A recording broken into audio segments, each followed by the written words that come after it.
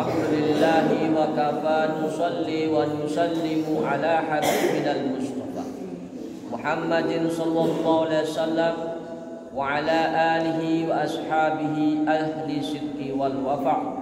Rabbi shrah li sadri wa yassir li amri wahlul 'uqdatam min lisani yafqahu qawli. Subhanaka la ilma lana illa ma 'allamtana innaka antal alimul hakim. Wala haula wala quwata illa billahil aliyil azim. Alhamdulillah, kita panjatkan puji dan syukur kehadirat Allah Subhanahu wa taala yang telah memberi nikmat kepada kita, tentunya nikmat iman, taufik dan hidayah kita kepada Allah Subhanahu wa taala itu adalah paling besar-besarnya nikmat. Tentunya salah satu yang perlu kita syukuri adalah nikmat untuk bisa berzikir dengan membaca Rotibul Haddad, kemudian dilanjutkan kita menelaah beberapa kata-kata mutiara yang tertulis dalam kitab Al-Hikam karya Syekh Ibnu Athaillah As-Sakandari. Mudah-mudahan kita bisa mengambil pelajaran dan manfaat sehingga bisa menambah keimanan, ketakwaan dan semangat kita dalam taat kepada Allah Subhanahu wa taala.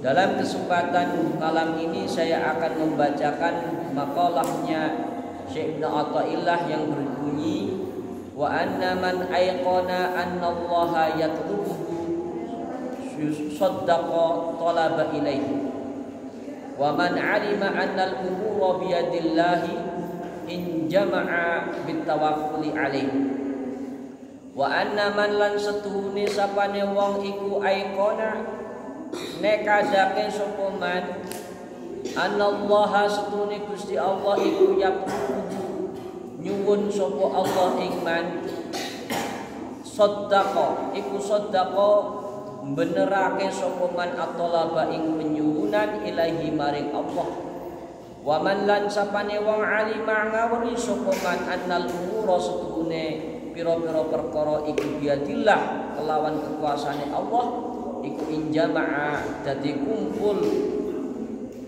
sapa man bitawakkuli kelawan tawakal kelawan pasrah alaihi ing atase Allah Subhanahu wa taala. Wa anna man aikona annallaha yatlubu saddaqa talaba ilaihi. Dan barang siapa meyakini bahwa Allah lah yang memintanya. Meminta apa?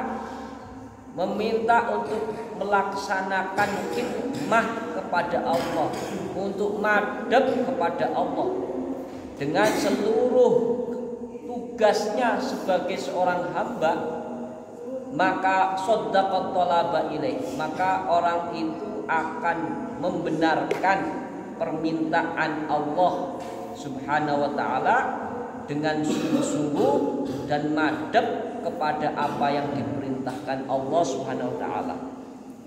Intinya bahwa orang-orang yang khidmah dalam ubudiyah beribadah kepada Allah secara totalitas itu karena didasari oleh keyakinan, keimanan bahwa Allah lah yang memintanya, dan orang itu mengerti bahwa Allah itu maha agung, Allah itu maha kuasa, Allah itu adalah yang menghidupkan dan mematikannya.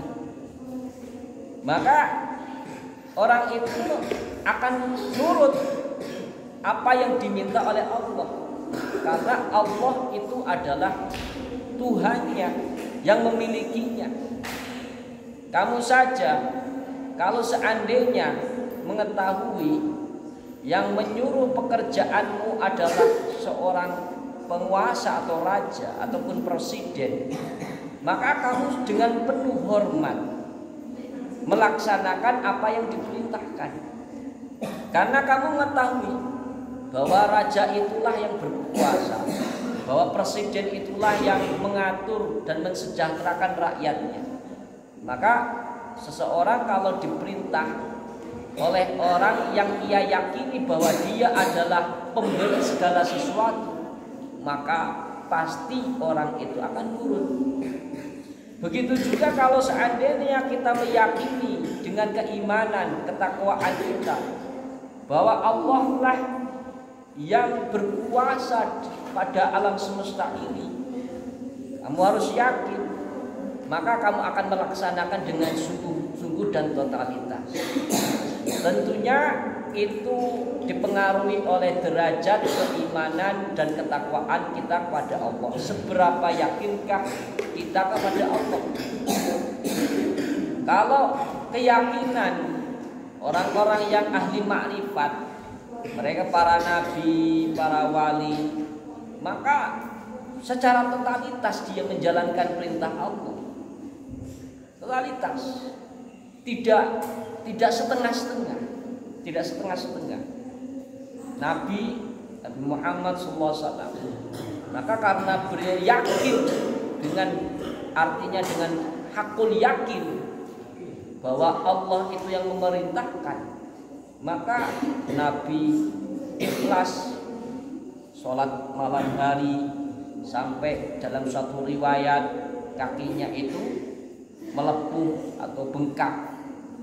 Nabi Ibrahim, kalau Nabi Ibrahim yakin bahwa Allah lah yang mematikan, bahwa Allah lah yang menyelamatkan, api bukanlah pengaruh apa-apa untuk terbakarnya seorang Ibrahim.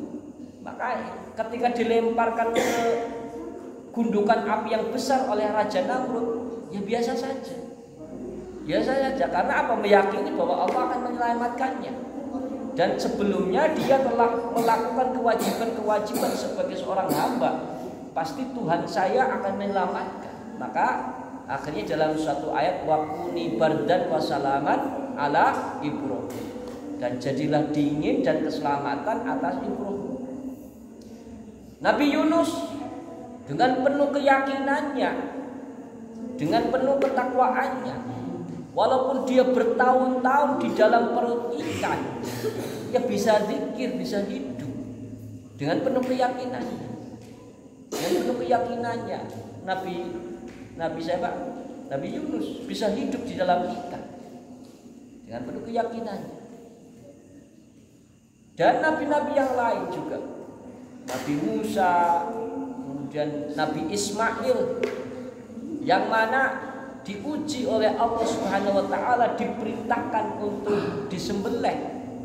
Ya, terima saja karena penuh keyakinan bahwa Allah lah yang menghidupkan dan mematikan, bukan pisau itu yang membunuhnya. Akhirnya ya sama.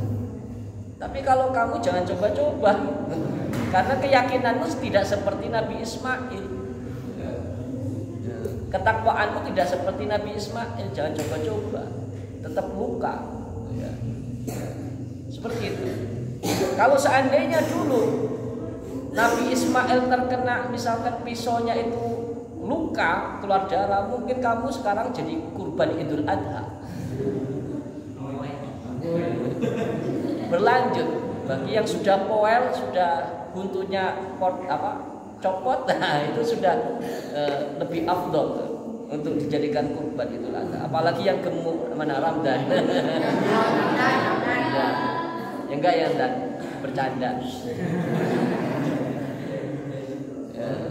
Lah begitu. Jadi wa anna man ayqana anna Allah yatlubuhu saddaqa talaba ilaih. Dan barang siapa berkeyakinan bahwa Allah yang memintanya untuk beribadah, untuk madhep kepada Allah, maka kalau orang itu yakin dengan sungguh-sungguh, maka dia akan memenuhi apa yang diminta oleh Allah Subhanahu wa ta'ala. Yaitu tadi saya contohkan para nabi, para wali sama. Wali-wali Allah dia bisa hidup di mana saja. Buktinya kita mengenal Gua Pamijahan, ya, Gua Pamijahan tempat hidupnya Syekh Muhyiddin Pamijahan. hidup bertahun-tahun di dalam gua seperti itu, bisa hidup dan beribadah pada Allah Subhanahu wa taala. Karena dalam satu riwayat itu juga termasuk salah satu tempat riyadhahnya Syekh Abdul Qadir Jailani di situ. Bagaimana coba bayangkan hidup di dalam gua bertahun-tahun, kedinginan, banyak kelelawar, kemudian makan minum seadanya. Kalau kamu bisa nggak seperti itu? Ya jangan coba-coba karena beda keyakinannya, beda keimanannya. Ya, Sunan Kalijogo bisa duduk 3 tahun di pinggir sungai sambil zikir, sambil wirid. Ya bisa mampu walaupun hujan, walaupun banjir, walaupun kepanasan. Tapi kalau kamu belum tentu. Ya karena beda keimanan, keyakinan.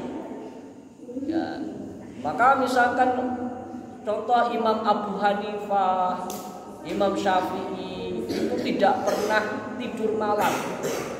Kadang itu sholat subuh dia itu menggunakan wudunya sholat isya.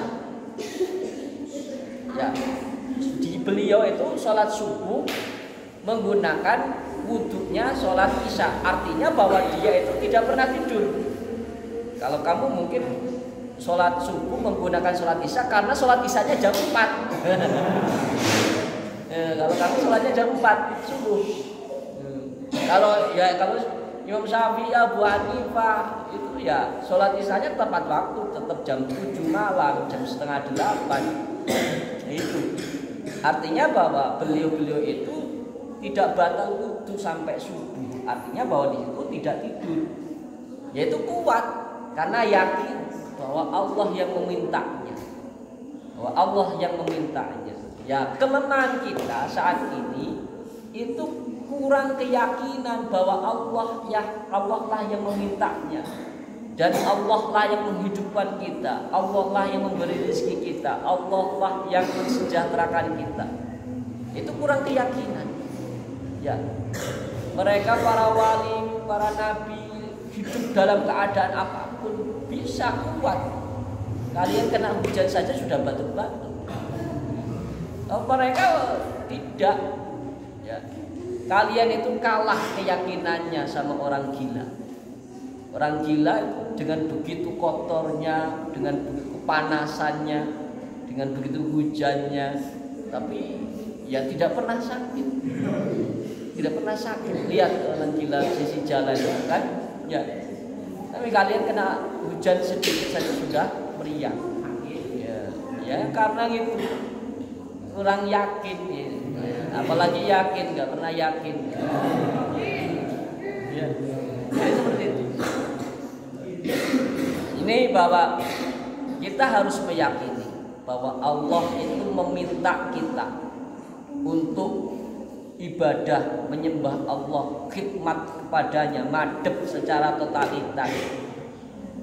Dan itu yang memintanya adalah pemilik jiwa kita, pemilik raga kita, pemilik roh kita. Satu saat bisa saja Allah itu mencabut nyawa kita. Bahwa Allah yang memberi rezeki, maka kamu kalau semuanya Allah yang memberikan sesuatu, kok kamu tidak melaksanakan perintahnya, kan terlalu. Ya, kamu misalnya kamu diberi makan, kamu diberi hidup, kamu diberi umur panjang, kamu diberi kesehatan oleh Allah, tapi kok nggak mau nurut? Ini kan terlalu. Kemudian sisi lagi yang culasnya manusia ketika nurut minta imbalan, padahal udah diberi banyak. Ya. Ketika mau nurut, ya Allah, asalkan ini, asalkan saya beri istri yang cantik, asalkan saya masukkan surga, asalkan luaskan rezeki saya. Itu ada. Jadi ibadahnya manusia itu kadang ada modus. Ya. Banyak modus ya, banyak permintaannya. Padahal sudah diberi walaupun tidak minta. Ya, kamu bisa hidup sampai saat ini bukan karena jantungmu, bukan karena paru-paru, tapi ya karena Allah itu. Karena Allah itu sendiri. Coba kalau misalkan artinya bahwa organ tubuh kita itu apa tumbuhnya itu seperti apa? Tumbuhnya itu dari mana? Paru-paru itu tumbuhnya dari mana? Jantung itu tumbuhnya dari mana? Ya dari Allah itu. Artinya bukan jantung dan paru-paru yang menjadi sebab kehidupan kita, yaitu Allah Subhanahu wa taala. Ada Syekh namanya Syekh Hariri di Yaman sana. Beliau itu manusia yang bisa hidup tanpa jantung. Itu karena beliau itu ngamalkan sholawat. Jadi yang sama dokter itu, beliau itu sudah divonis kalau itu tidak bisa hidup, nggak punya jantung. Ya, tapi alhamdulillah sampai saat itu beliau masih bisa hidup. Karomah karena syafaat sholawat tersebut, syafaat Nabi Muhammad SAW. Nah ini kita harus yakin. Wa anna man aiqana anna Allah yatlubu saddaqat talaba ilaih. Barang siapa meyakini bahwa Allah yang memintanya untuk khidmah, untuk madhab, untuk menyembahnya, bahwa Allah, kemudian dia meyakini bahwa Allah Maha Agung, Maha Besar, yang menghidupkannya, yang mematikannya, maka kalau Allah itu memberikan semuanya, meyakini bahwa Allah lah yang memberikan semuanya, maka otomatis orang itu harus taat dan turut kepadanya, dan juga tidak perlu minta upah setelah dia menjalankan perintahnya, karena sudah diberi sebelum dia meminta itu sudah diberi. Nah ini kelemahan kita, bahwa tidak yakin ya. Tidak yakin bahwa Allah yang memerintahkan. Jadi seolah-olah bahwa menganggap Allah itu misalkan kecil, Allah itu tidak berkuasa. Nah itu seperti itu karena keyakinan kita di situ. Sehingga ya kamu yang berjalan adalah sunatullah pada umumnya. Sunatullah karena apa? Kamu tidak yakin. Kamu misalkan yang kamu yakini ketika terkena pisau itu melukai. Beda dengan keyakinan Nabi. Yang melukai itu bukan pisau, Allah. Makanya tidak terluka juga. Karena yang dia yakini adalah Allah yang membuat luka. Kalau kamu kan baru sebatas dengan apa yang kamu lihat, bahwa sesuai pengalamanmu bahwa pisaulah yang melukai.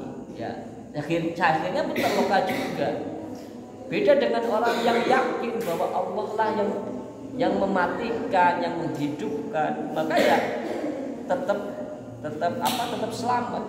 Seperti contohnya Nabi Ibrahim dibuang ke dalam api, seperti Nabi Yunus di perut ikan, tidak pernah mati. Ya, seperti Nabi Khidir pada saat ini, konon dalam riwayat masih hidup sampai saat ini. Ya. Jadi seperti itu, seperti Syekh Abdul Qadir Jilani dengan segala kekaromahannya. Nah itu. Maka kita perlu menumbuhkan keyakinan, dan itu penting. Sehingga kita itu kalau masuk waktu sholat, kita akan sholat. Kemudian ketika dengar azan kita segera ke masjid. Karena apa? Yakin bahwa itulah Allah yang memanggilnya, Allah yang memerintahkannya, Allah yang memerintahkannya. Nah, jadi kalau kamu kan tidak yakin, sehingga keimananmu masih tipis, maka tidak mau nurut apa yang diminta oleh Allah Subhanahu wa ta'ala. Kemudian wa man 'alima anna al-umura biyadillahi in jama'a bitawakkuli alaihi. Dan barang siapa mengetahui bahwa seluruh perkara itu ada di tangan Allah, maka orang itu akan terkumpul rasa pasrah kepadanya. Jadi kita itu harus meyakini juga bahwa seluruh urusan perkara yang kita hadapi dalam kehidupan itu ada pada kekuasaan Allah Subhanahu wa taala. Maka kalau kita meyakini bahwa seluruh urusan dalam dunia ini, dunia dan akhirat nanti itu ada pada tangan Allah, maka kita harus pasrahnya kepada Allah, bukan menggantungkan diri kepada hal-hal duniawi. Ya, kalau kita kan masih menggantungkan diri kepada duniawi, kalau punya duit seneng, kalau nggak punya duit susah, kalau sedang jatuh cinta seneng, kalau sedang patah hati galau. Kan? Pengalaman Murtado ini. Ya, seperti itu. Kalau punya jabatan seneng, kalau lengser dari jabatannya susah. Nah, hal-hal kamu ketergantungan hatimu masih kepada hal-hal yang seperti itu, sehingga rasa kepasrahanmu itu kepada perkara-perkara dunia seperti itu. Maka kamu masih memiliki rasa takut, masih memiliki rasa susah. Jadi kenapa orang itu sedih? Ya karena ketergantungan hati ini kepada dunia. Ya. Coba kalau ketergantungannya kepada Allah, maka orang itu akan memiliki sifat la khaufun alaihim wa lahum yahzanun. Gak punya rasa takut, gak punya rasa sedih, karena ketergantungannya bukan kepada material seperti itu. Ketergantungannya kepada Allah, bahwa semua itu milik Allah, semua itu akan kembali kepada Allah. Harta itu titipan Allah. Maka kalau titipan, ya senang-senang saja. Sama seperti tukang parkir ya. Kamu lihat tukang parkir di jalan raya sana Cianjur. Tukang parkir itu kalau semakin banyak parkir yang motor yang parkir atau mobil yang parkir di tempatnya dia senang. Tapi ketika motor itu atau mobil itu pergi satu-satu, dia tetap senang. Ya enggak? Dia tetap senang. Walaupun motornya pergi satu-satu, mobilnya yang parkir pergi satu-satu, tetap senang. Senang enggak? Apa sebabnya senang? Dapat 2.000 rupiah. Ya ini. Jadi kita juga bahwa apa yang kita miliki sekarang itu titipan, sebagaimana titipannya tukang parkir. Maka filosofi tukang parkir itu perlu kita ambil. Kita titipan juga pertama ya harus dijaga, namanya titipan. Ya, dijaga sesuai apa yang diperintahkan oleh yang nitip, yaitu Allah Subhanahu wa taala. Kalau punya rezeki ya tentunya digunakan untuk ibadah, karena perintahnya rezeki itu dititipkan untuk bekal ibadah. Ya, kalau punya misalkan jabatan, ya jabatan digunakan sesuai dengan apa yang dititipkan, yaitu untuk menjalankan sebuah keadilan. Ya, dan tentunya kalau punya harta ya sama seperti itu. Kalau punya anak ya titipan, itu ya harus kita didik. Kita titipan. Ya, titipan itu harus amanah pertama. Kita punya umur panjang, punya waktu hidup, maka harus dijalankan dengan sesuai perintahnya umur itu.